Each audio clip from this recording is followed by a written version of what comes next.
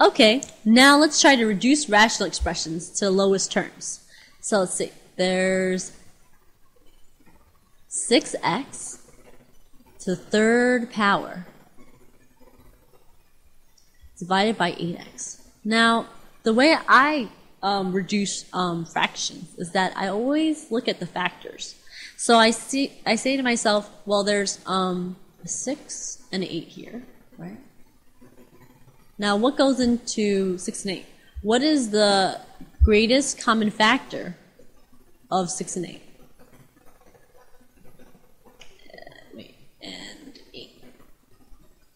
And then I also see, right, variables, right? So I have to find the greatest common factor of x to the third power and x, right?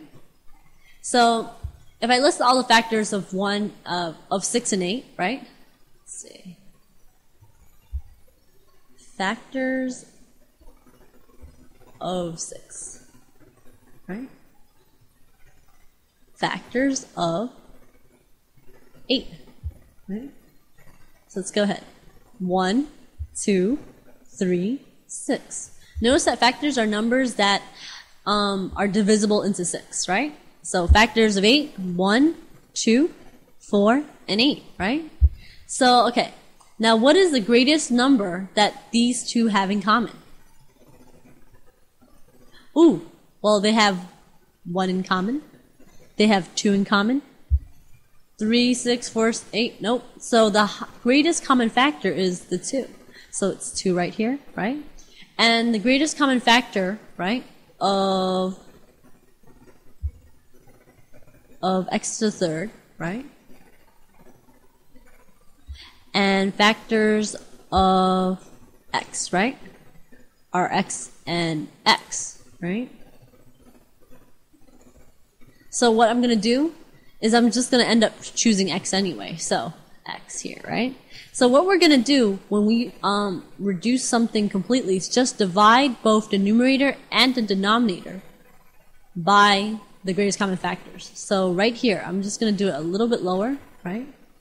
Let me just keep the example. 6x to the third power over 8x. So on the top, I'll divide by the greatest common factor of 6 and 8, which is 2, right? And on the bottom, I'm going to divide by the greatest common factor of 6 and 8, which is 2. And then what do I get? I get 3x to the third power, and then for 8x divided by 2, I get 4x. Am I done? No. Now I have to divide by the second one, right here. Divide by x on the top and the bottom, right? And what do I get? What is 3x to the third power? Now look carefully. It's like this. 3x to the third power is 3 times x times x times x. So if we're dividing by x, what happens? We divide by 1x on the top and 1x on the bottom, so it cancels out. And now we're left with 3x times x, which is equal to 3x squared, because we see how many x's? 2 x's. Right? And 4x divided by x will be 4.